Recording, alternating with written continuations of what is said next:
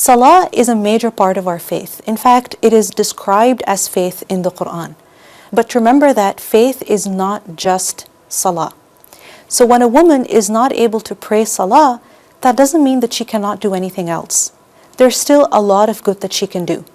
For instance, she can do dhikr, she can recite the Quran, she can make dua, she can send salat upon the Prophet sallallahu alaihi wasallam, she can use her time to learn something beneficial or to do something beneficial.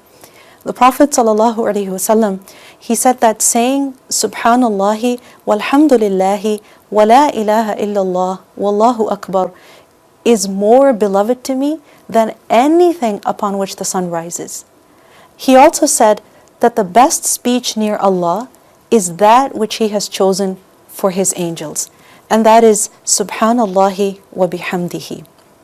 So set a time and place for the remembrance of Allah in order to maintain your connection with your Lord.